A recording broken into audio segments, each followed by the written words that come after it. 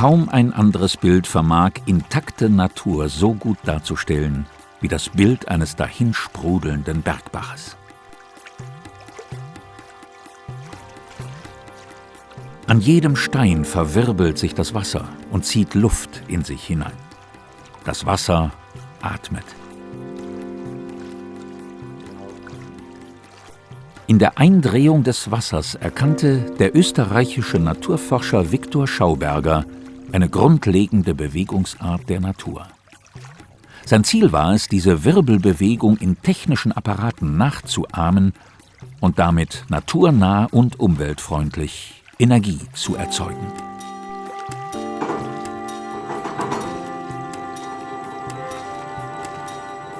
Schauberger entwickelte revolutionäre Antriebsaggregate, mit denen zum Beispiel Flugzeuge nicht vorwärts gestoßen, sondern nach vorne gesaugt werden sollten. Viktors Sohn Walter Schauberger versuchte, die Erkenntnisse seines Vaters in eine mathematische Form zu bringen. Basierend auf der hyperbolischen Spirale ließ er einen Trichter bauen, in dem einlaufendes Wasser einen imposanten Wirbel ausbildet.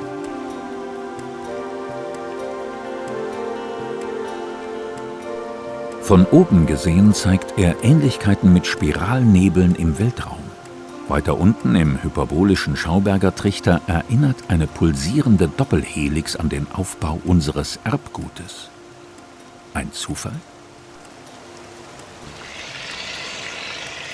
Aus einem wabernden Chaos heraus erzeugt der Wirbel eine stabile, pulsierende Struktur. Ein Modell natürlicher Selbstorganisation, das man, laut Viktor Schauberger, zuerst kapieren und dann kopieren sollte.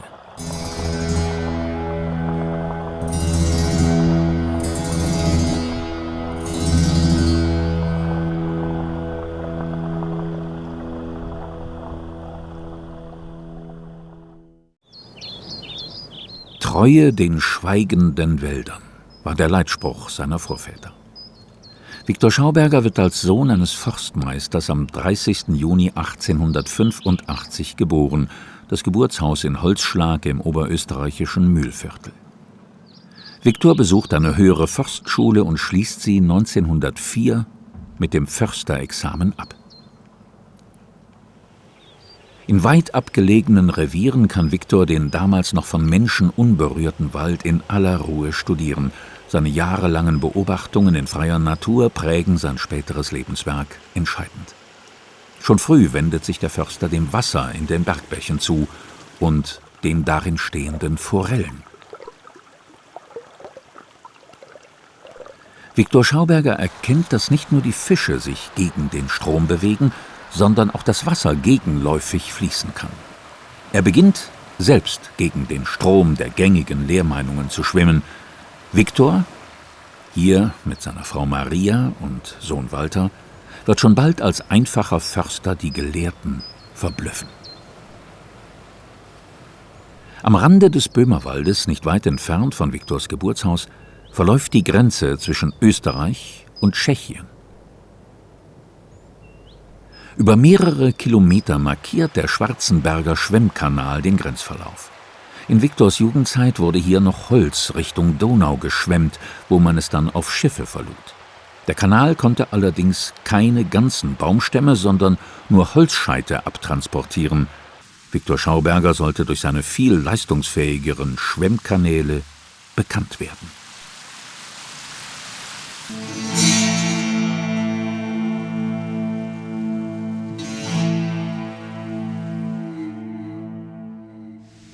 Dieser kleine Wassertümpel ist der Rest eines Stausees. Vor wenigen Jahren war er noch vollständig mit Wasser gefüllt, der Taschelsee. Und vor 80 Jahren schwammen im See, vor allem im Frühjahr, unzählige gefällte Baumstämme. 1929 wurde hier ein Dokumentarfilm gedreht. Der Forstmann Schauberger verwertete seine Erkenntnisse über die dem Wasser eigenen Kräfte und baute im Mürztale in der grünen Steiermark eine moderne Holzschwemmanlage. Annäherung an das Stauwehr von der Talseite.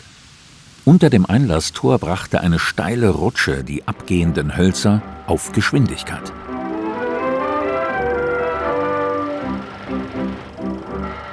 In künstlichen Rinnen schwammen schwere Baumstämme zu Tal. Sogar Hölzer schwerer als Wasser.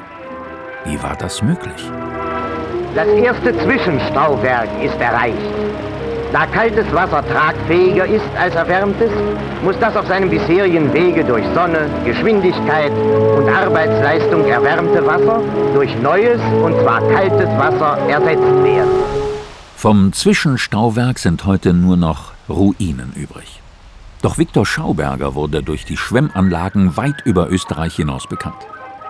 Nach seinen Plänen entstanden ähnliche Holztriften im damaligen Jugoslawien und in Bulgarien. Ob es sich bei diesem Mann mit Bart um Viktor handelt, ist nicht überliefert. Die Endstation. Die Sortieranlage in Neuberg an der Mürz. Auch sie ein kleines Wunderwerk. Die großen Stämme gleiten über eine Fallgrube weg, in die die kleinen fallen. Die Holzschwemmanlage von Neuberg an der Mürz soll in Teilen zu Schauzwecken nachgebaut werden. Das ist nur zu wünschen, denn sie war ein weltweit einmaliges Bauwerk zur Regulierung von Fließgewässern. Im einzigen Tondokument Viktor Schaubergers aus dem Jahre 1955 erläutert er das wichtigste Funktionsprinzip. Wenn man mit fließendes Wasser durch eine bestimmte Bewegung rekreiere, erfrische, dann erreiche ich den Anomaliezustand, die höchste Dichte, die größte Schleppkraft. Das Wasser fängt zum Ziehen an und damit habe ich das erreicht, was ich beim Schwimmen haben wollte. Was aber meinte Viktor mit einer bestimmten Bewegung? Sein Enkel Jörg Schauberger nennt weitere Details. Insgesamt haben sich diese Holzschwemmanlagen in Mäandern durch das Tal geschlängelt. Es hat weitere Einbauten gegeben, um das Wasser in den Rinnen zu verwirbeln. Damit war es noch tragfähiger. Viele haben versucht, ähnliche Anlagen zu bauen, aber die Holzschwemmanlagen meines Großvaters waren die einzigen, die wirklich funktioniert haben. Für Details seiner künstlichen Schwemmanlagen erhielt Viktor Schauberger mehrere Patente und ebenso für Einbauten zur Regulierung von natürlichen Fließgewässern. So wie hier für Bremswehren, die das Wasser in die Flussmitte verlagern und damit Zerstörungen am Ufer verhindern sollten. In der Pythagoras-Kepler-Schule in Bad Ischl haben Enkel Jörg und seine Frau Ingrid Schauberger zahlreiche Seminare und Workshops zum Thema Wasser und Fließbewegung veranstaltet. Die Mäanderbewegung eines natürlichen Flusslaufs hat Viktor Schauberger auf seine Weise analysiert und in detaillierten Zeichnungen beschrieben. Seine Schlussfolgerungen gelten für alle Flüsse. Viktors unkonventionelle Vorschläge zur Regulierung des Rheins und der Donau blieben aber von den Fachleuten unbeachtet. Selbst auf einer glatten Fensterscheibe läuft Wasser nicht gerade nach unten, sondern beginnt zu mäandrieren. Es bildet sich eine pulsierende Raumkurve. Nach Schauberger fließt ein Fluss nicht einfach dahin, sondern schraubt sich voran. Der Fluss dreht sich in seinem Bett herum. Vereinfacht gesagt, verwirbelt sich das Wasser in den Kurven am stärksten, reißt das Geschiebe mit sich und zermahlt es. Mit den Worten Viktors zerkaut der Fluss sein Geschiebe. Die darin enthaltenen Mineralien sind die Nahrung des Wassers. Wird die Verwirbelung schwächer, setzen sich die Sedimente langsam ab. Dort, wo der Fluss am meisten ablagert, bildet sich eine Furt. Jetzt beginnt der Fluss, sich andersherum einzudrehen und beschleunigt seine Wirbelbewegung bis in die nächste, gegenläufige Kurve. Den Wechsel von Links- und Rechtskurven und den dazwischenliegenden Furten bezeichnete Viktor Schauberger als Kurven- oder Flussgenerator. Der schwedische Ingenieur Olof Alexandersson, der in den 1970er Jahren das erste Buch über Viktor Schauberger geschrieben hatte, beschäftigt sich auch noch im Alter von 90 Jahren mit dem Flussgenerator. Und dann habe ich mir gesagt, dass vielleicht, wenn es so war, dass hier etwas aufgeladen wurde, dann könnte man es vielleicht mit einer Amperemeter messen. Und dann habe ich hier eine Platte von Kupfer gelegt. Das war in diese Kabel festgelötet. Und hier auch eine Platte. Ich arbeite mit einer 7 Meter langen Kupferdraht. Ich bekam einen Ausschlag. Hier hatte ich eine pulsierende Gleichstrom. Das war ein Generator. Ich habe auch in eine gerade Fluss gemessen und das war sehr schlimm. Das war sowieso ein toter Strom. Es gab solche gerade Strecken, die keinen Strom hatten.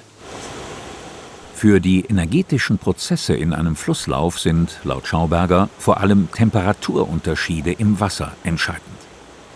Selbst geringste Temperaturdifferenzen bewirken, dass die verschiedenen Wasserschichten schneller oder langsamer fließen. Das Wasser reibt sich, es kommt zu Wirbelbildungen und Querwellen.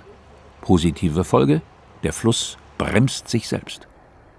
1930 bestätigte die Österreichische Akademie der Wissenschaften die Entgegennahme eines versiegelten Kuverts mit der Aufschrift Turbulenz. Darin erläuterte Schauberger seine Theorie der Abhängigkeit von Temperatur und Wasserbewegung. Die Akademie hielt das Schriftstück 50 Jahre unter Verschluss. Ein Eingeständnis, dass die Zeit noch nicht reif war für den Nicht-Akademiker Schauberger mit seinen praktischen Erkenntnissen aus der Natur. Dank der mehrfach ausgezeichneten Arbeit des steirischen Flussbaumeisters Ottmar Grober hat sich das inzwischen geändert.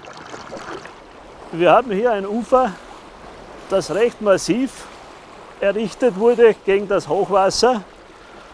Aber Viktor Schauberger sagte, man reguliert einen Fluss von innen heraus, von seinem Medium selber. Normalerweise befestigen Flussbauer mit Steinen die Ufer. Grober macht das anders und übrigens auch kostengünstiger. Er setzt die Steine in den Fluss hinein, wie hier in der Salza. Die Steine formen einen Trichter. Schon bald hat Grober den Plan, einen viel größeren Trichter in den längsten Fluss der Steiermark, die Mur, einzusetzen. Mit Hilfe eines guten Baggerfahrers werden die tonnenschweren Felsbrocken bei Niedrigwasser in die Flusssohle eingebaut. Grober ist Profi und lässt die Lage der Steine mit GPS kontrollieren. Sie müssen exakt sitzen, wenn der Trichter seinen Zweck erfüllen soll, nämlich das Wasser vom Ufer weg nach innen zu ziehen. Diese Bauweise des Trichters weicht von den herkömmlichen Bauweisen insofern ab, dass es die erste Maßnahme ist, die tatsächlich von innen heraus gebaut wird und gemacht wird, wo die Energie von außen hineingelenkt wird. Das heißt, ich brauche außen am Ufer nichts zerstören oder angreifen, sondern das gesamte Baugeschehen findet im Fluss statt. Der Einbau des Trichters dient nicht nur der Ufersicherung, sondern auch der Verbesserung der Gewässerqualität. Grober versteht sich nicht als Flussbauer, sondern als Flussbeleber. Sein Trichter beschleunigt das Wasser in der Flussmitte. Die Sohle wird dann durch die erhöhte Fließgeschwindigkeit in der Mitte des Flusses erodiert und es kommt zu unregelmäßigen Eintiefungen in der Flussmitte. Und dadurch haben die Großsalmoniden, die Huchen, die hier ihr Lebensgebiet haben, wieder eine Möglichkeit, einen Lebensraum vorzufinden, der ihrer Art entspricht. Das heißt, unterschiedliche Wassertiefen mit unterschiedlichen Fließgeschwindigkeiten. Bei normalem Wasserstand sind die eingebauten Felsbrocken nicht mehr zu sehen. Die trichterförmige Strömung ist dagegen zu erkennen. Deutlich sichtbar wird der Trichter bei Niedrigwasser. Kurz nach dem Einbau lässt Grober erste Strömungsmessungen mit einem hydrometrischen Flügel vornehmen. Weitere Messungen durch die Technische Universität Graz werden folgen. Die Messdaten landen bei Christine Sindelar im Institut für Wasserbau und Wasserwirtschaft. Sie ist Mathematikerin und befasst sich im Rahmen ihrer Doktorarbeit mit den komplexen Strömungsverhältnissen in Grobers Flussbauwerken.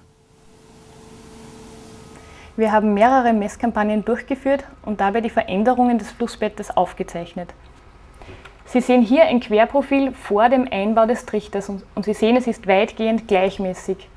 Nach dem Einbau des Trichters und nach einem sehr großen Hochwasser hat sich das Flussbett so verändert. Und Sie sehen hier eine sehr starke Dynamik im Flussbett. In diesem Bereich hier haben sich Kolke gebildet. Das ist sehr gut für die Fische, denn hier finden Sie Ruhe- und Aufhaltezonen. Und darüber hinaus sind auch die Ufer intakt geblieben, das heißt, beim Hochwasser war es sicher. Das durch den Trichter veränderte Sohlprofil der Mur ähnelt nun dem Profil eines natürlichen Flusses, wie es Viktor Schauberger in den 30er Jahren gezeichnet hatte. Christine Sindelar sitzt nicht nur am Computer, hier zeigt sie Härte bei Vermessungsarbeiten in einem anderen Flussbauwerk von Ottmar Grober.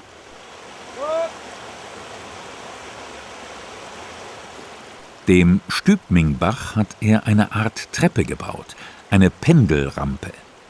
Eine neuartige Bauweise zur Gefälleüberbrückung, bei der Sohlgurte dem Wasser seine ursprüngliche pendelartige Bewegung zurückgeben.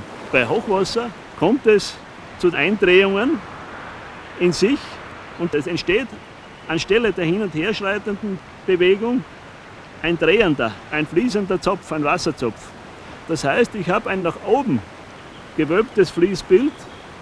Im Gegensatz zu den herkömmlichen Rampen habe ich ein nach unten gewölbtes Fließbild und an den Seitenrändern die Uferangriffe. Das wird nun im Wasserbaulabor der Technischen Universität Graz überprüft, mit einem Modell im Maßstab 1:10. Es ist 3 Meter breit und 18 Meter lang. Nach dem Aufbau beginnen die Testreihen, zum Beispiel die Simulation von Hochwässern. Zum ersten Mal wird die Regulierung eines Fließgewässers nach Schauberger mit aufwendiger Technik an einem renommierten Wasserbauinstitut untersucht. Der Institutsleiter: Gerade in der heutigen Zeit, wo wir so besonders Wert legen auf natürliche Umgebung, auf natürliche Abfließen des Wassers und wir besonders hier auf wissenschaftlicher Seite Interesse haben, den Energiefluss zu berücksichtigen, möchten wir der Natur eben auf die Schliche kommen. Und so sind wir ganz im Sinne von Schauberger unterwegs, indem wir sagen, wir wollen sehen, wie sich die Natur verhält. Wir wollen also unterschiedliche Wassermengen untersuchen und schauen, wie ist denn die Auswirkung auf die Sohlstabilität. Gelingt es uns denn für unterschiedliche Wassermengen die Energieumwandlung kontrolliert vor sich gehen zu lassen? Das ist nämlich unser Bestreben als Ingenieur, für die Sicherheit zu gewährleisten, dass auch unter Hochwassereinfluss keine Gefahr besteht, dass Schaden jetzt am Fluss und an den Ufern hervorgerufen wird, dass es die Bevölkerung in Sicherheit ist. In der Praxis hat sich die Pendelrampe bereits bewährt. Die Untersuchungen am Modell sollen wissenschaftlich fundierte Argumente liefern, nicht zuletzt für den Bau weiterer neuer Rampen. An der großen Dullen am Wienerwald in Neulenkbach soll im Zuge eines Rückbaues eine alte Wehranlage durch eine Pendelrampe ersetzt werden. Und das hat den Sinn, dass die Fische wieder das Gewässer durchwandern können. Und in diesem Zuge soll auch ein Auwald an das Gewässer angeschlossen werden und in diesen Auwald soll ein Viktor Schauberger Park errichtet werden. Eine Pendelrampe in einem Schauberger Park wäre der krönende Abschluss von Ottmar Grobers beruflicher Laufbahn. Hier analysiert er mit einem neuartigen Messgerät elektromagnetische Frequenzen im Wasser der Pendelrampe. Verschiedene Aspekte seiner Flussbaumaßnahmen wurden mittlerweile in Diplomarbeiten an den Technischen Universitäten Graz und Braunschweig untersucht. Die Zeit scheint endlich reif zu sein für eine Flussregulierung nach Schauberger.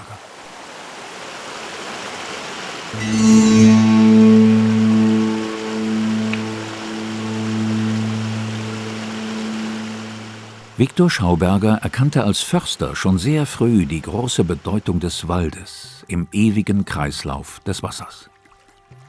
Dabei spielen laut Schauberger Temperaturunterschiede eine entscheidende Rolle. Im Schatten der Bäume bleibt der Waldboden relativ kühl. Trifft wärmeres Regenwasser auf den kälteren Boden, dringt es leicht in das Erdreich ein, füllt das Grundwasser auf und kommt irgendwann an die Erdoberfläche zurück. Es verdunstet, bildet Wolken und regnet wieder ab. Schauberger spricht vom vollen Wasserkreislauf. Doch der wird immer mehr gestört, zum Beispiel durch die Rodung von Wäldern. Ohne den Schatten der Bäume ist der Boden nun wärmer als der herabfallende Regen. Das Regenwasser dringt kaum noch in den Boden ein, läuft oberflächlich in Bäche und Flüsse und verursacht Hochwasser. Der Grundwasserspiegel dagegen sinkt ab. Im Sommer verdunstet das Oberflächenwasser oft schon an Ort und Stelle, bildet weitere Wolken und sorgt so für neuen Regen. Ein Hochwasser erzeugt das nächste. Schauberger spricht vom halben Wasserkreislauf. Auf einer heißen Herdplatte zeigt sich, drastisch dargestellt, wie Wassertropfen abperlen. In ähnlicher Form ist das auch auf heißem Asphalt zu beobachten. Heute spricht man vom Problem der Versiegelung der Naturflächen. Das Wasser kennt heutzutage praktisch nur mehr den halben Kreislauf. Es hat nicht mehr die Möglichkeit, in den Boden einzudringen, dort zu verweilen und sich zu regenerieren. Viktor Schauberger wollte apparativ dieses Problem lösen und hat einen Apparat entwickelt zur Herstellung von quellwasserähnlichem Trinkwasser. 1935 hat er dafür ein Patent bekommen. In diesem Apparat sollte dem Wasser der ganze Kreislauf wieder angeboten werden, indem das Wasser zunächst gereinigt wurde, sich abkühlen konnte, über Wirbelstrecken gelaufen ist, mit Mineralien versetzt worden ist und dann aus dem Apparat herausgekommen ist, wie ein frisches Quellwasser, wie wir es kennen aus unseren Bergen. Ohne gesunden Wald gibt es laut Viktor Schauberger kein gesundes Wasser, das er als Blut der Erde bezeichnete. Unter dem schattenspendenden Dach eines natürlichen Mischwaldes gedeiht im Unterholz eine unvergleichbare Artenvielfalt. Es entsteht eine dicke Humusschicht. Ein guter Waldboden ist ein guter Wasserspeicher. Er kann bis zu 90% des auf ihn fallenden Regenwassers halten und verringert damit ganz entscheidend die Erosions- und Überschwemmungsgefahr. Ein gesunder Waldboden speichert 6-mal mehr Wasser als eine freistehende Fläche. Genauso wichtig ist der kühlende Schatten der Bäume für einen Flusslauf. Greift der Mensch nicht ein, wachsen die Schattenspender an den Ufern ganz von alleine. Viktor Schauberger war wohl einer der ersten Menschen, die von einem Waldsterben sprachen. Schon in den 1920er Jahren warnte er vor Kahlschlägen und der Wiederaufforstung von Bäumen in Monokultur. Es gehört zu den tragischen Aspekten in Viktors Lebenswerk, dass seine genialen Holzschwemmanlagen dazu beitrugen, die Bergwälder in Österreich und anderswo massiv abzuholzen. Schlägt man eine Schneise in einen Wald, werden Bäume, die vorher mitten im Wald standen, mit einem Schlag zu Randbäumen. Sie sind nun plötzlich dem direkten Sonnenlicht ausgesetzt und bekommen einen Rindenbrand. Die Randbäume werden schwer geschädigt, ein Problem, das Viktor Schauberger ebenfalls beschrieben hat. Ist es ein Zufall, dass an diesem Waldrand der Boden trocken ist? Wie bei der Flussregulierung sind auch in der Forstwirtschaft die Erkenntnisse Schaubergers aktueller denn je. Von der Forstwirtschaft ist es nur ein kleiner Schritt zur Landwirtschaft. Viktor Schauberger sah in Bodenbearbeitungsgeräten aus Eisen eine Ursache für abnehmende Bodenerträge. Vereinfacht gesagt, hielt Viktor die Bildung von Rost im Wasser oder im Boden für einen lebenszerstörenden Vorgang. Deswegen wandte er sich dem Edelmetall Kupfer zu. Für Bodenbearbeitungsgeräte aus Kupfer erhielten Viktor und auch sein Sohn Walter Schauberger mehrere Patente. Statt des Rostes des Eisens sollen die im Kupfer oder in Kupferlegierungen enthaltenen Spurenelemente durch Abrieb direkt in den Boden gebracht werden. Susanne Niedermeyer benutzt schon seit Jahren Kupfergeräte in ihrem Garten. Sie stellt im Kleinen ähnliche Ergebnisse fest, wie sie bereits Ende der 1940er Jahre in großflächigen Feldversuchen im Salzburger Land und in Tirol dokumentiert wurden. Eine Steigerung der Bodenfruchtbarkeit. Susanne Niedermeyer beim Spatentest. Vergleich eines Eisenspatens mit einem Kupferspaten. Also beim Kupferspaten speziell muss ich sagen, er geht einfach viel leichter in den Boden rein. Ich arbeite jetzt schon in ein paar Jahren mit Kupferwerkzeug und beim Kupferwerkzeug ist es einfach so, dass die Spurenelemente in den Boden reinkommen. Es kommt mir vor, wie wenn die ganze Gartenerde homogener wird, sodass auch die Schnecken nicht so aggressiv sind. Es lässt sich einfach auch leichter mit arbeiten und ich kann es nur jedem weiterempfehlen. Für das Lockern von Ackerböden dachte sich Viktor Schauberger einen speziellen Pflug aus, der den Boden nicht zentrifugal nach außen wenden sollte, sondern zentripetal nach innen. Von dem Spiralpflug, auch als Biopflug bezeichnet, gibt es leider nur ein Modell. Klaus Rauber vom Verein für Implosionsforschung im Schwarzwald erklärt die Funktionsweise. In seinem Biopflug hat Viktor Schauberger das Prinzip des Maulwurfs kopiert, getreu seinem Ausspruch, die Natur kapieren und kopieren. Wie der Maulwurf die Erde zentripetal bewegt und sich dadurch widerstandslos oder nahezu widerstandslos durch die Erde hindurch wühlt, so geschieht das auch bei diesem Pflug. Rasterelektronenmikroskopische Aufnahmen der jüngeren Zeit haben gezeigt, dass auch die Haifischhaut ähnliche Strukturen aufweist, um dem Haifisch die Möglichkeit zu gestatten, nahezu widerstandsfrei durch das Wasser zu pflügen. Diese Bilder kannte Schauberger zu seiner Zeit sicherlich noch nicht. Dieser Pflug wendet die Erde zweifach, indem er sie einmal hier an dieser Kante umdreht, um sie wieder zurückzulegen, sodass die Schichtungen der Erde erhalten bleiben. Über Sinn oder Unsinn des Pflügens wird mittlerweile in der Landwirtschaft immer häufiger diskutiert. Der zurückwendende Pflug von Viktor Schauberger könnte die Lösung dafür sein, Mikroorganismen in jener Bodenschicht zu belassen, wo sie hingehören.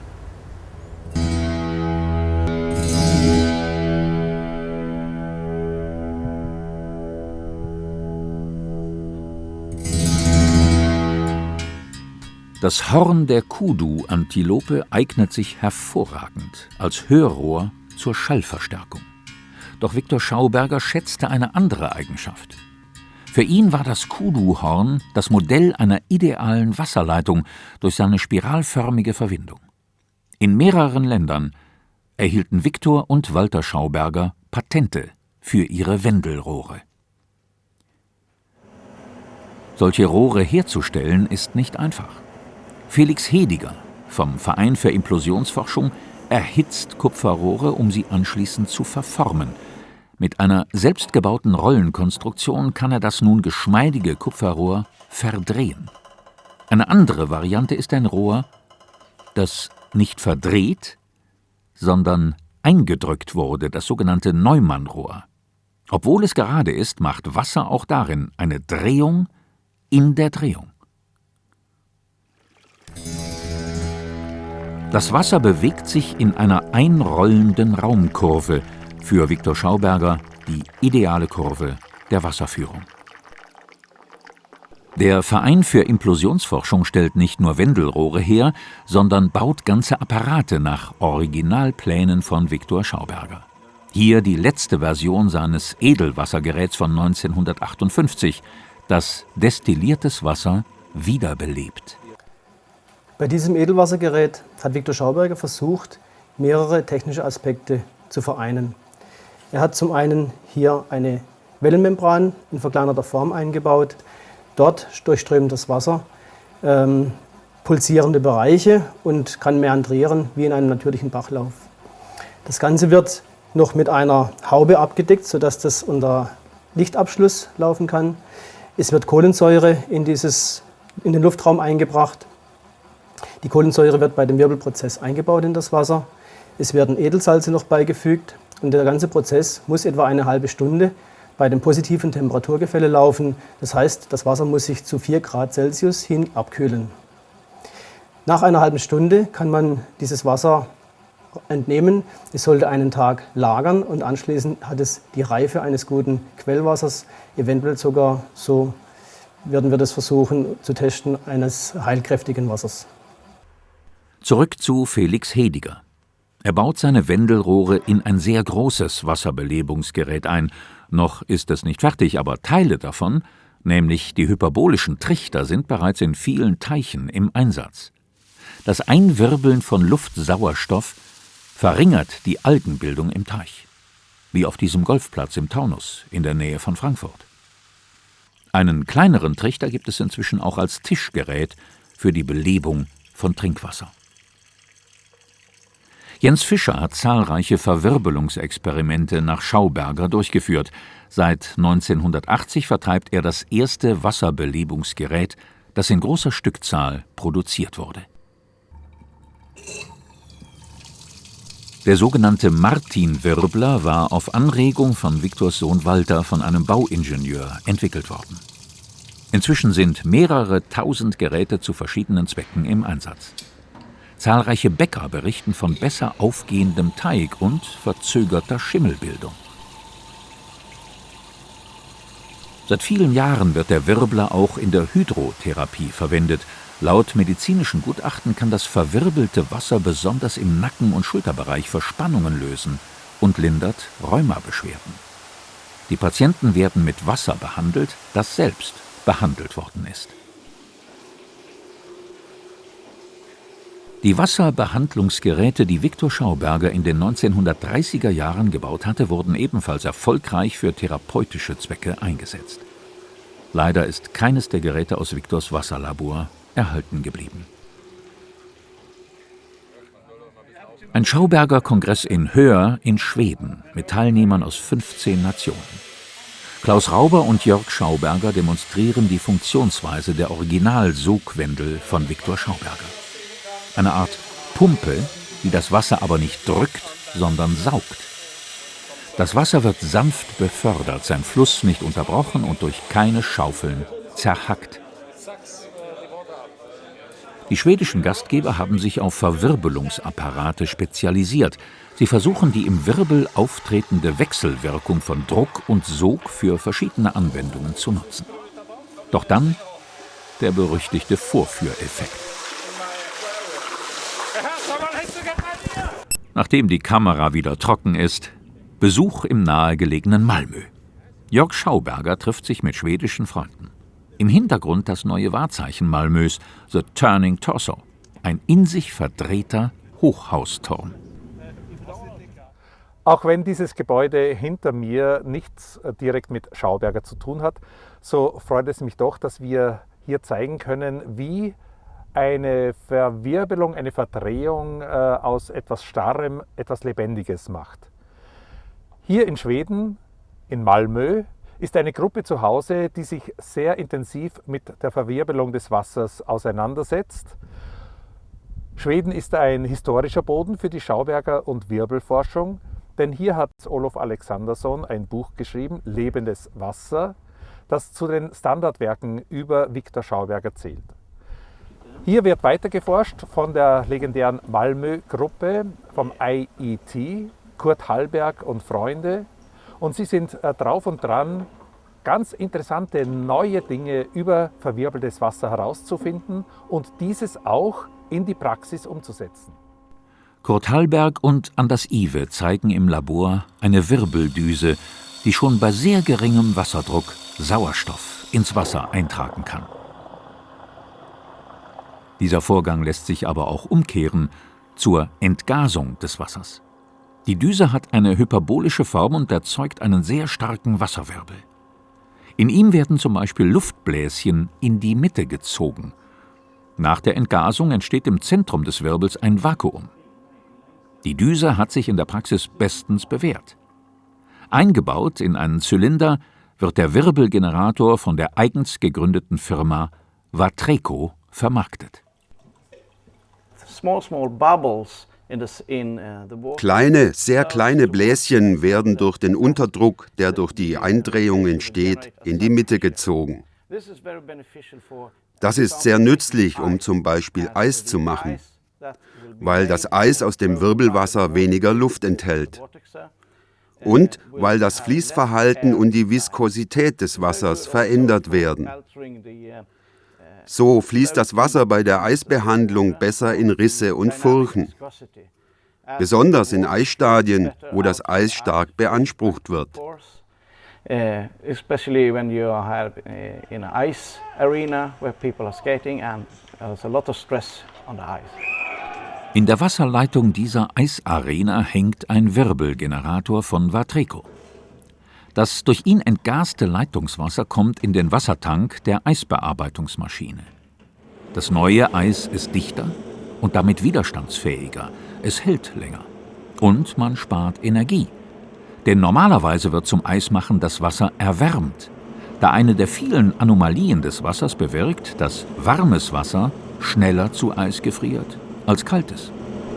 Before we had installed the system, the water needed to be heated up to Bevor wir das System einbauten, musste das Wasser auf 45 Grad erwärmt werden, manchmal sogar auf 55 Grad.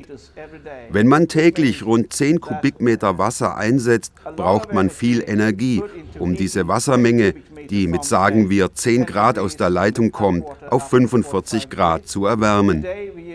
Heute brauchen wir nur 20 Grad und das bedeutet eine Reduzierung der Energiekosten auf die Hälfte. by 50%. Kein Wunder also, dass schon zahlreiche Eisbearbeitungsmaschinen mit verwirbeltem Wasser laufen. Die Real Ice-Technik von Vatreco wurde bislang in 25 Eisstadien installiert, 20 davon in Schweden. Zurück zur Schauberger Tagung in Höör. Der Amerikaner Dan Rees präsentiert seinen Wirbelapparat. Er besteht aus hintereinander geschalteten Zylinderröhren und reinigt das Wasser ohne jeglichen Chemikalieneinsatz. Ich habe das Buch Lebendes Wasser von Olof Alexandersson gelesen. Und Viktor Schauberger war die Hauptperson darin. Und er wollte gutes Wasser für alle.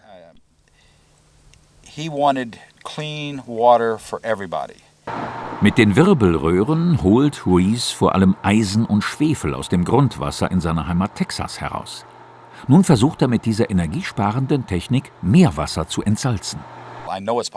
Ich weiß, dass es möglich ist. Es ist nur eine Zeitfrage. Aber die Entsalzung wird schon bald möglich sein. Ein Gerät hat Dan Rees gleich dagelassen.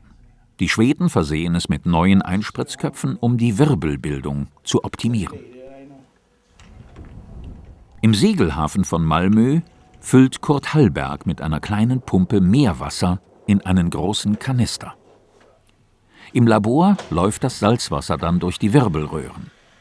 Bei ersten Testreihen zur Meerwasserentsalzung wurde bereits eine signifikante Reduzierung des Salzgehaltes und auch des pH-Wertes erzielt.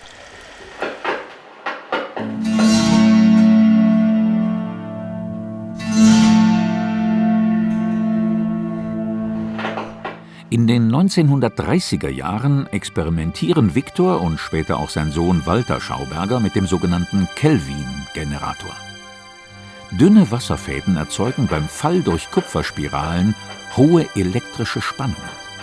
Winzige Wassertröpfchen ändern plötzlich ihre Fallrichtung und steigen, entgegen der Schwerkraft, wieder nach oben.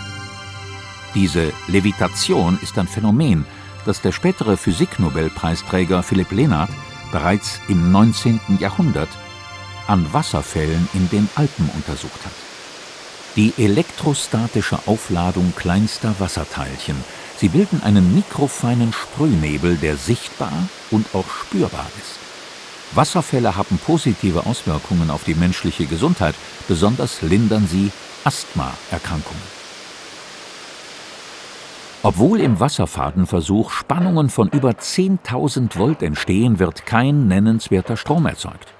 Viktor und Walter Schauberger brechen ihre Versuche zu einer alternativen Energiegewinnung ab. Anfang der 1950er Jahre kommt es zu einem neuen Ansatz, basierend auf den Wendelrohren. Sie wurden bereits vorgestellt, nämlich als ideale Kurvenform für eine Wasserführung.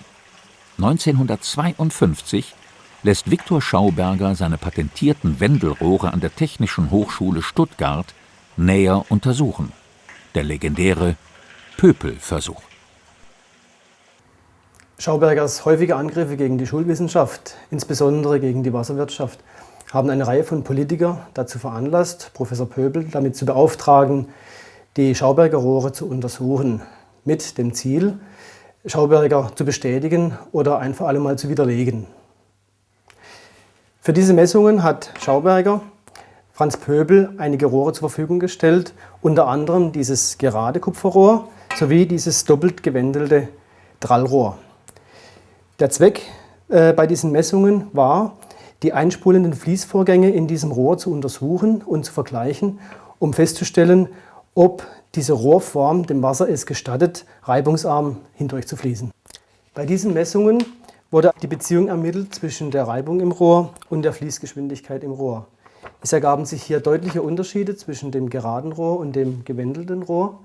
Insbesondere wurde bei dem gewendelten Rohr eine Art Resonanzpunkt gefunden, bei dem das Wasser anscheinend widerstandsfrei durch das Rohr fließt. Allerdings wurden hier einige Interpolationen durchgeführt, die bei einem näheren Hinsehen einer wissenschaftlichen Untersuchung nicht standhalten. Professor Pöbel hat in seinen Voruntersuchungen viel zu wenig Messpunkte aufgenommen, insbesondere an den interessanten Resonanzstellen. Daher hat der Verein für Implosionsforschung sich dazu entschlossen, den Versuchsaufbau nochmal herzustellen und die Messungen zu wiederholen. Der Pöbel-Report indessen hat Viktor Schauberger seinerzeit dazu ermutigt, die Wendelrohre zum Herzstück seiner Energiemaschinen zu machen, zum Beispiel in Form des Heimkraftwerkes aus dem Jahr 1955. Mit ihm soll aus Wasser und Luft Energie erzeugt werden. Für Viktor Schauberger ist die gängige Explosionstechnik eine Todestechnik. Mit seinem Heimkraftwerk hofft er, durch Implosion atomare Umwandlungsprozesse in Gang zu setzen, die den Traum eines schadstofffreien und ressourcenschonenden Energiekonverters erfüllen. In den gewendelten Rohren entstehen Wasserstrahlen mit enormer Rückstoßkraft. Doch gleich beim ersten Testlauf platzen die Rohre. Ein Nachfolgemodell wurde von Viktors Mitarbeiter Scheriau zu Plan gebracht und später in Kanada nachgebaut. Nun wird diese Sogturbine in Deutschland näher untersucht. Zunächst mal muss sie von einem Motor angetrieben werden, bis sie auf Arbeitsdrehzahl kommt. Danach wird in die Turbine Wasser eingelassen und durch die tangentiale Abstrahlung der Wasserstrahlen mit diesen Düsen kommt dieser Rotor in die sogenannte Autorotation. Das heißt, der Antrieb wird plötzlich als Generator laufen und genügend Strom produzieren, um einen Haushalt zu versorgen. Im unteren Bereich haben wir die Regelung für diesen gesamten Prozess. Hier wird mit einer Düse die Durchströmung des Wassers geregelt. Mit diesem kleinen Kopf erzeugt man im Grunde dann eine Leistungseinstellung für diesen Generator. Hier haben wir die Einströmöffnungen. Im Zentrum dieses feststehenden Teiles ist ein Steigwendel, eine Sogwendel eingebaut, auch ein zentrales Herzstück in Schauberger Maschinen. Doch zunächst müssen mehrere Teile überarbeitet und angepasst werden, vor allem der Anschluss des Motors bzw. Generators. Erst dann kann die Turbine stufenweise auf bis zu 3000 Umdrehungen in der Minute beschleunigt werden. Juli 2007. Bei einer Tagung des Vereins für Implosionsforschung packen Jörg Schauberger und Klaus Rauber ein lange verschollenes Aggregat aus. Es ist die letzte Repulsine, die Viktor Schauberger bauen ließ. 1958 war sie in Amerika verschwunden.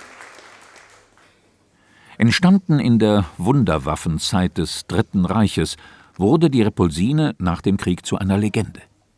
Ein Exemplar hatte angeblich von der Werkbank abgehoben und war an der Decke zerschellt.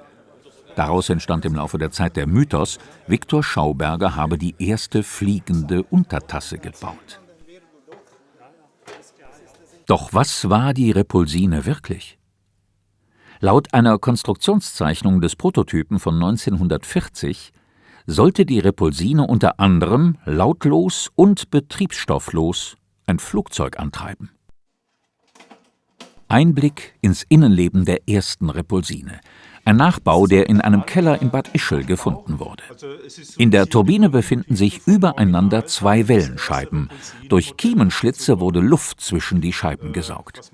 Dort wollte Viktor Schauberger die energetischen Vorgänge im Kurvengenerator eines Flusslaufs nachahmen.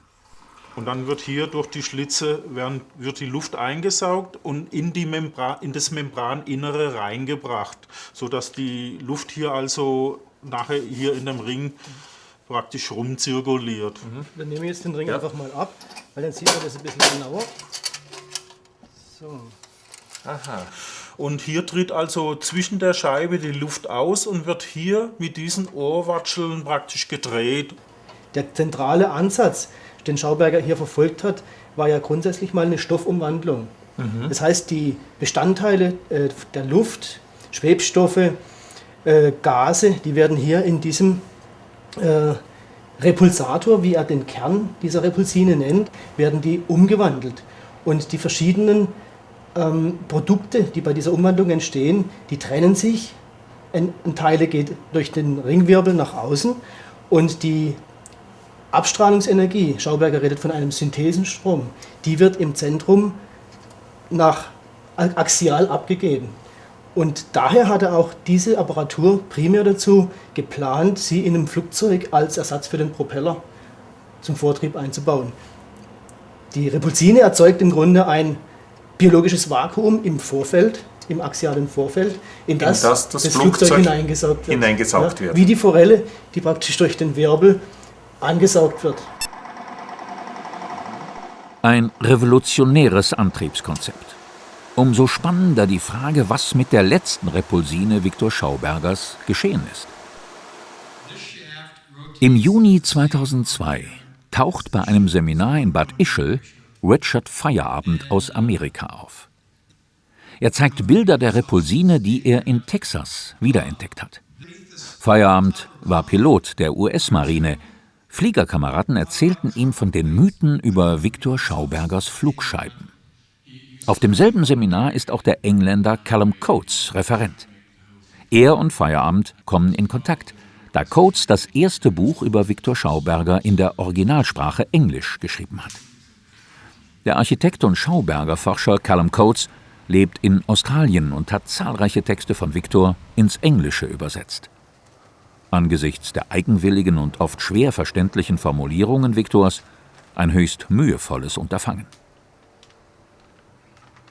Unter dem Kapitel »Was geschah in Amerika« rekonstruiert Coates in seinem Buch sehr exakt die Ereignisse im Sommer 1958. Im Schauberger Archiv in Bad Ischl zeigt Ingrid Schauberger die Korrespondenz Viktors aus dieser Zeit. Es sind die letzten Originalzeugnisse aus Viktor Schaubergers Leben.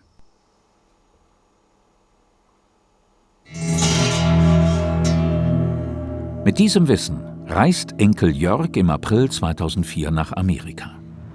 Erste Station ist Fredericksburg in Virginia, der Wohnsitz von Familie Feierabend. Richard Feierabend ist mittlerweile aber leider verstorben. Jörg Schauberger wird von seiner Witwe Patty empfangen. Patty Feierabend zeigt alle Unterlagen, die ihr Mann sicherstellen konnte und noch nicht ihren Weg zurück nach Europa gefunden haben. Das hier sind alles Originaldokumente, die Dick Feierabend aus Texas mitgebracht hat. Und ich bin selbst sehr überrascht über die Fülle dieses Materials. Es zeigt hier einige Originalfotos oder auch den legendären Pöpel-Report. Das ist jene Arbeit, die an der Universität Stuttgart im Jahr 1952 verfasst worden ist.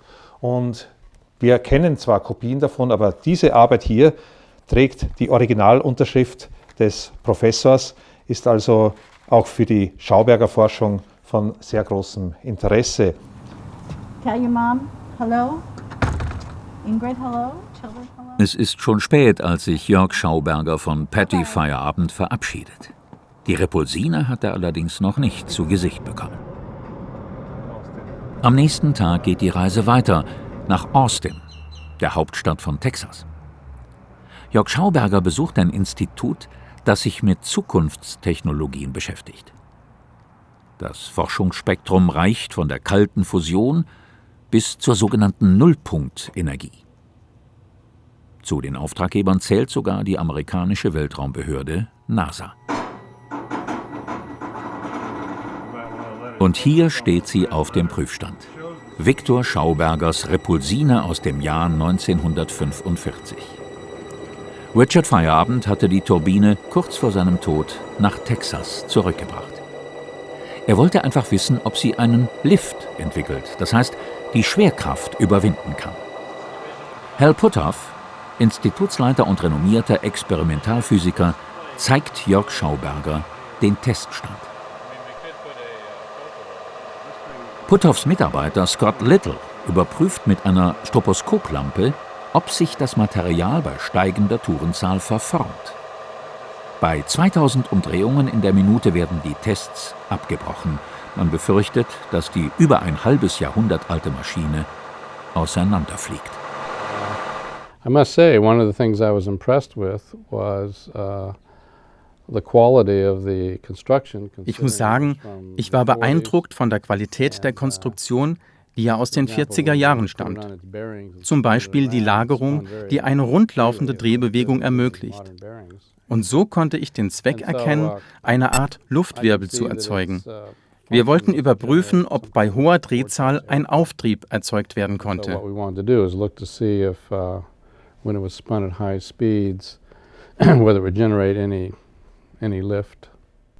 Was war das Ergebnis? Leider konnten wir keinen Auftrieb feststellen. Nun, es gibt zwei unklare Punkte. Wir hatten Bilder von dem Aggregat und so stellten wir fest, dass mindestens zwei Teile fehlten.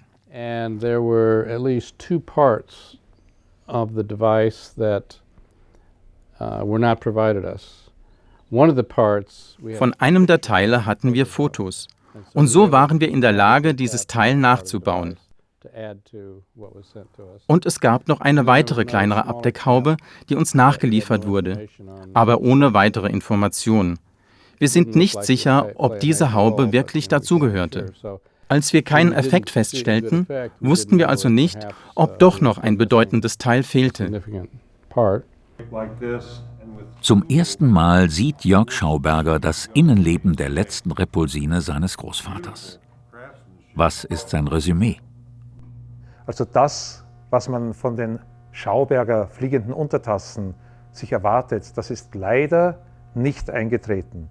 Man muss aber dazu sagen, dass eben nicht alle Teile vorhanden sind, vor allem aber auch nicht jene Katalysatoren, die man nach Victor Schauberger braucht, um seine Maschinen naturrichtig bewegen zu können und um einen Effekt damit erzielen zu können.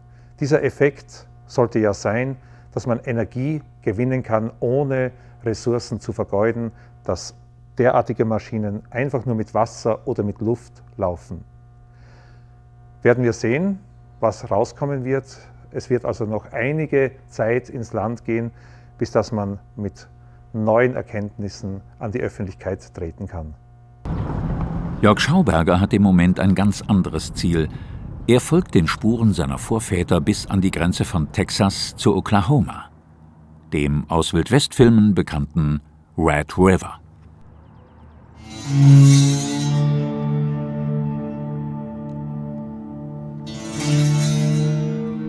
Am 1. Juli 1958 besteigt Victor Schauberger in New York ein Flugzeug nach Dallas, Texas, begleitet von seinem Sohn Walter und seinem Schwiegersohn, dem Arzt Walter Luip.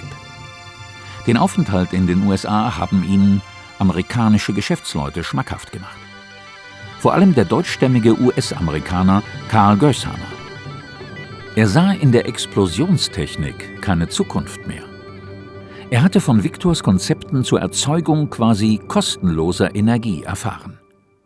Die Entwicklung und Vermarktung dieser Ideen wollte er aber im damaligen Land der unbegrenzten Möglichkeiten realisieren. Mit einem reichen US-Finanzier im Hintergrund sollte das Projekt in Texas beginnen.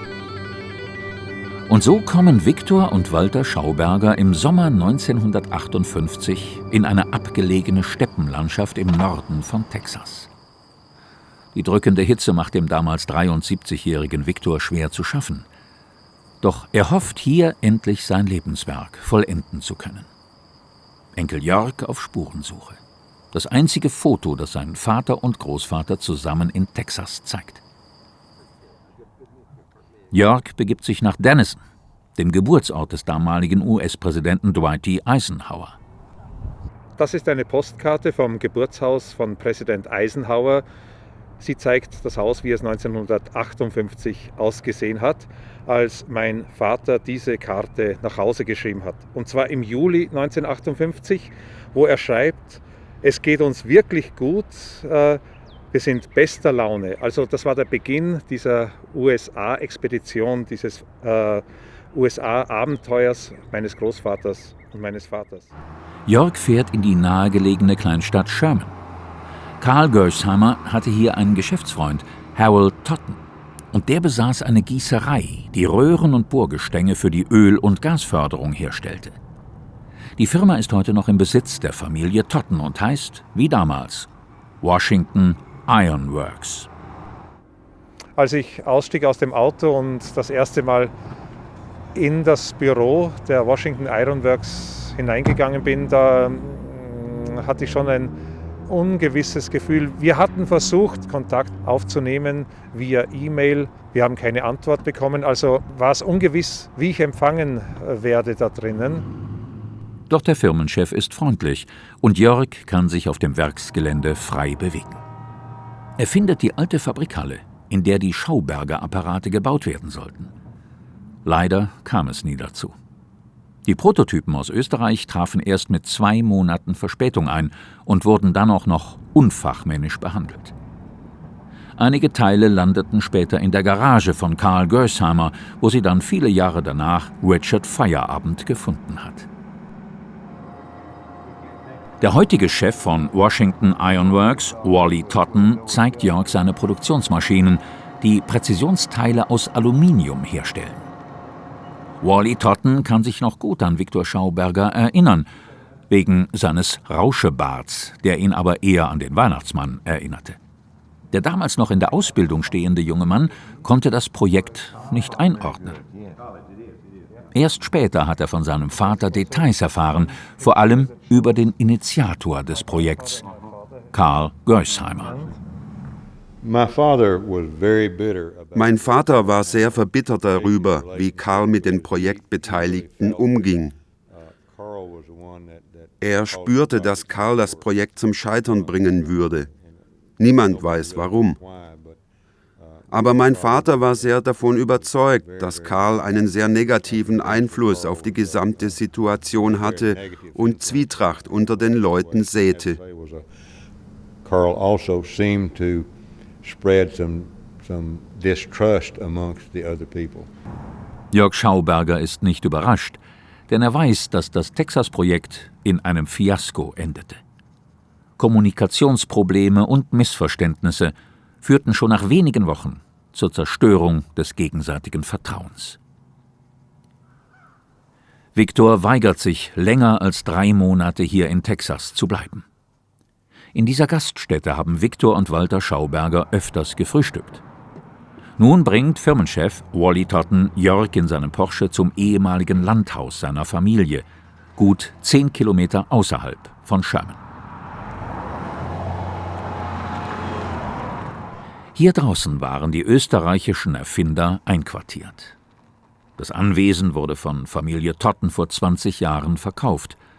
Heute ist es in einem heruntergekommenen Zustand. Wally Totten tut das leid, denn 1958 sah es hier noch anders aus. Damals pflegte mein Vater sein Anwesen wie einen Golfplatz. Es gab einen Sprossenzaun aus Holz um einen Teich herum. Wir hatten Pferde und Rinder. Etwas Besonderes, nicht so wie heute. Es bricht mein Herz, das so zu sehen. Ich bin froh, dass mein Vater das nicht sehen kann. Hier verbringen Viktor und Walter Schauberger die meiste Zeit ihres Texas-Aufenthalts. Sie schreiben Briefe und Aufsätze und fertigen Projektskizzen an, für die sich die Amerikaner aber plötzlich kaum mehr interessieren.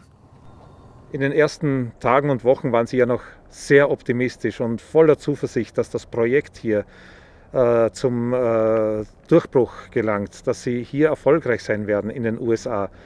Und mit den Wochen, mit dem Verurteiltsein zum Nichtstun hier heraus, sind die Briefe immer pessimistischer geworden, bis dann eigentlich für alle Beteiligten ein Punkt erreicht war, wo es nicht mehr weitergegangen ist.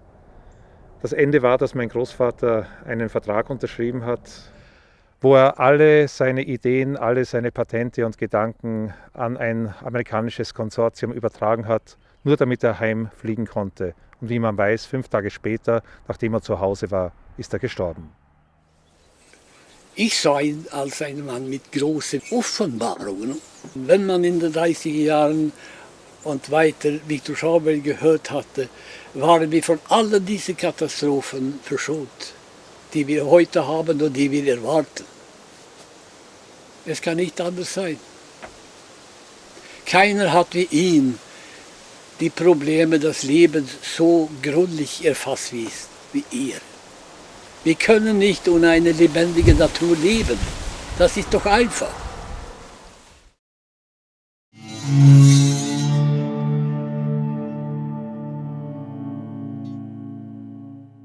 Viktors Sohn Walter Schauberger war Diplom-Ingenieur und versuchte, die empirischen Erkenntnisse seines Vaters in einer mathematischen Theorie zu formulieren. Er studierte das Monochord, ein Saiteninstrument, das schon Pythagoras anspielte, um die Harmonie im Universum hörbar zu machen. Wenn Sie eine Saite halbieren, klingt sie doppelt so hoch. Wenn wir nur ein Drittel der Saite nehmen, klingt sie 3-mal so hoch. Wenn wir sie vierteln, 4-mal so hoch. Und so weiter. Aus dieser Gesetzmäßigkeit hat mein Vater Walter Schauberger sein Tongesetz abgeleitet. Für ihn ein universelles Gesetz, das Gesetz des Universums. Stellt man dieses Gesetz graphisch dar, erhält man eine Hyperbel. Das ist eine Kurve, die aus dem Unendlichen kommt und ins Unendliche geht. Lässt man die Hyperbel um die y-Achse rotieren, erhält man den hyperbolischen Kegel. Walter Schauberger nannte ihn den tönenden Turm. Stellt man diesen Kegel auf den Kopf, erhält man einen Trichter, den hyperbolischen Trichter. Diesen Trichter und den darin eindrehenden Wasserwirbel kennen wir bereits. 1986 wurde der Trichter hergestellt. Im August desselben Jahres macht Walter Schauberger mit ihm die ersten Testläufe.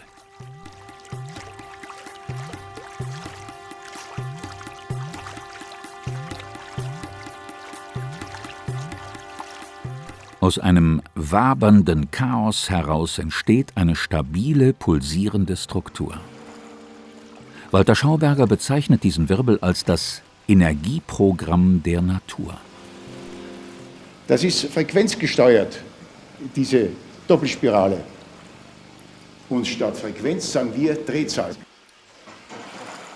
Und dann ist sie unten weiß. Um den Zopf in der Mitte drehen sich unzählige Gasbläschen in Spiralbahnen. Ein Energiewirbel mit Modellcharakter. In natürlichen Flussläufen bilden sich Längswirbel, wie gezeigt, so aus. Die von Walters Vater Viktor geforderte Einrollbewegung zeigt sich auch in der räumlichen Spirale um den hyperbolischen Kegel. Wenn man diesen schräg durchschneidet, erhält man eine ovale Schnittfläche, die der natürlichen Eiform entspricht. Schon 1609 vermutete der Astronom Johannes Kepler, dass die Planetenbahnen ovale Bahnen sind, die er dann aber als Ellipsen beschrieb, weil Ellipsengleichungen damals schon bekannt waren. Der hyperbolische Kegel, der tönende Turm, ist also ein Bindeglied zwischen der Harmonie des Pythagoras und der Astronomie von Kepler. Walter Schauberger fasste seine mathematische Theorie unter dem Begriff Pythagoras-Kepler-System PKS zusammen. Für Walter, hier Filmaufnahmen aus dem Jahr 1972, war das Ei die ideale Form für technische Apparaturen, in denen Gemische, Lösungen oder Emulsionen hergestellt werden können. Ein eiförmiger Reaktor sollte neue Möglichkeiten der Energiegewinnung aufzeigen, doch Geldmangel beendete die Versuche.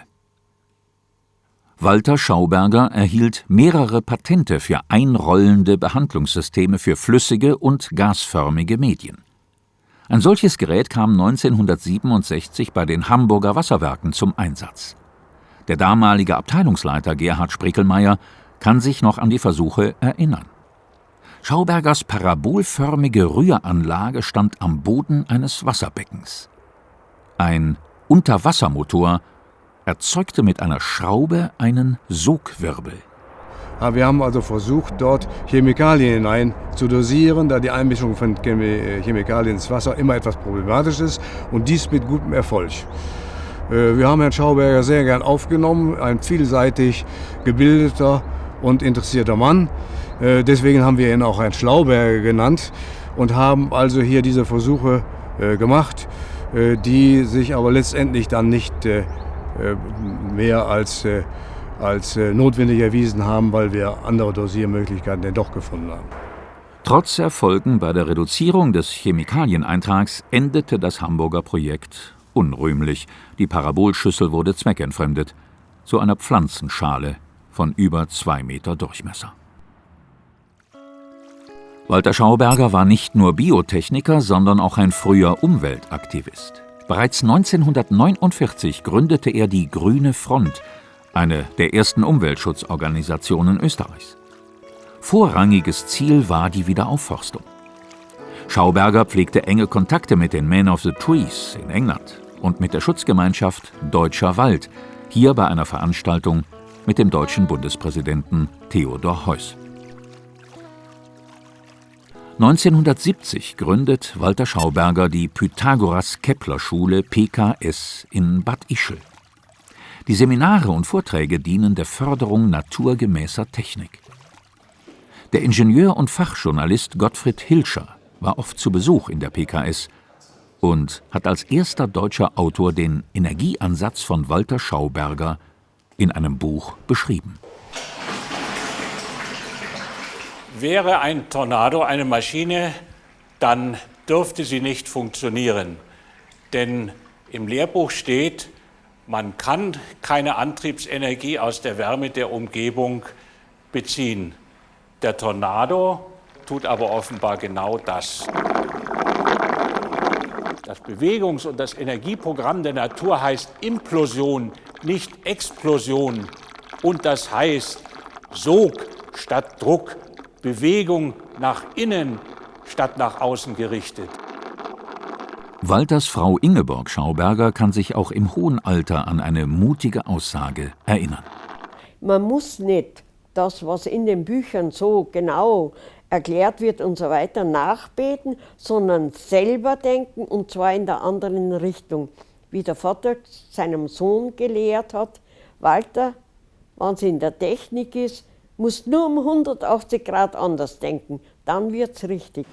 1996, 2 Jahre nach Walter Schaubergers Tod, werden an der PKS die Seminare wieder aufgenommen. Zu den ersten Referenten und Unterstützern zählen Kurt Lorek, Norbert Hartum und Uwe Fischer, Maximilian Mack, Konrad Richli und Wilhelm Martin. Seit dem Jahr 2000 veranstalten Ingrid und Jörg Schauberger die PKS-Seminare. 2006 ist der englische Strömungsforscher John Wilkes zu Gast. Er entwickelte sogenannte Flowforms, in denen das Wasser über schalenförmige Kaskaden rhythmisch pulsiert. Sie dienen der Wasserbelebung und der künstlerischen Landschaftsgestaltung zugleich. Nun steht eine solche Flowform auch vor der PKS-Villa in Bad Ischl. Das dazugehörige Biotop ist, wie es sich für eine Schauberger-Einrichtung gehört, eiförmig. Die Vision vom Forellenantrieb. Die Konzepte und Anwendungsbeispiele naturrichtiger Biotechnik sind sehr vielfältig und in ihrer Gesamtheit noch lange nicht erfasst. Jörg Schauberger mit einem Ausblick. Die Erkenntnisse Viktor und Walter Schaubergers sollten als Einladung verstanden werden, sich inspirieren zu lassen. Also nicht am Buchstaben zu kleben, sondern eigene Ideen und Gedanken zu entwickeln. Für eine Zukunft mit der Natur und nicht gegen sie. Frei nach dem K&K-Motto meines Großvaters, die Natur kapieren und sie kopieren. Und wir könnten ein drittes K hinzufügen, mit der Natur kooperieren. Ottmar Grober in der Steiermark kooperiert schon lange mit der Natur, indem er seine Bauwerke in den Fluss hineinsetzt und so die Ufer schützt und gleichzeitig das Wasser belebt. Nach seiner Pensionierung will Grober eine Turbine für Staukraftwerke entwickeln. Es soll eine Bioturbine nach Grundsätzen von Viktor Schauberger werden, die trotz höherer Energieausbeute das Wasser nicht mehr zerschlägt und auch den Fischen eine Chance lässt, weiter gegen den Strom zu schwimmen. In Schweden belebt die Schauberger Gruppe von Malmö mit ihren Verwirbelungssystemen zahlreiche öffentliche und private Teichanlagen. Mit sichtbarem Erfolg. Der neue Superwirbler von Vatreko trägt feinste Luftbläschen in das Wasser ein und erzeugt dort quasi das Gegenteil von Nebel. Also keine Wasserbläschen in der Luft, sondern eben Luftbläschen im Wasser. Eine effiziente und vielversprechende Methode zum Beispiel für die Belüftung von Klärbecken. Der Verein für Implosionsforschung im Schwarzwald wird weitere Repulsinentests mit Katalysatoren, zum Beispiel Kieselgel, durchführen. Und dort, wo dieser Angler steht, macht Felix Hedigers Wasserbelebungsgerät Belebula gleich seine Jungfernfahrt. Der durch menschliche Nährstoffzufuhr veralkte Teich darf sich freuen. Für dieses Wasserbelebungsgerät brauchen wir insgesamt 4 Pumpen. Wir haben hier eine eigene Pumpenentwicklung. Diese Pumpen sollen das Wasser auf naturrichtige Weise befördern. Sie sollen das Wasser nicht wie herkömmliche Zentrifugalpumpen zerschlagen und schädigen. Man sieht, dass der Rotor schraubenförmig und spiralförmig aufgebaut ist. Das ist typisch für die Schaubergerei. Und insofern ist diese Pumpe auch durch Schauberger inspiriert und Schauberger Technik. Die Pumpen, mit Solarstrom betrieben, holen kaltes Wasser aus 3 Meter Tiefe herauf. Zunächst gelangt es in Verwirbelungseier, in denen sich ein Einsatz mit Mineralien befindet. Dann steigt das Wasser in Wendelrohren weiter nach oben, um dann durch hyperbolische Trichter oder als freier Strahl in sich selbst zu fallen. Was würde wohl Viktor Schauberger zu diesem Wasserbelebungsgerät sagen? Wir wissen es nicht. Dennoch soll der österreichische Universaldenker das letzte Wort in diesem Film haben. Wer 100 Jahre vorauslebt, der versteht die Gegenwart nicht und den versteht auch die Gegenwart nicht. Man spricht, man sieht die Dinge ganz anders. Man spricht eine Sprache, die den heutigen Wissenschaftlern fremd ist.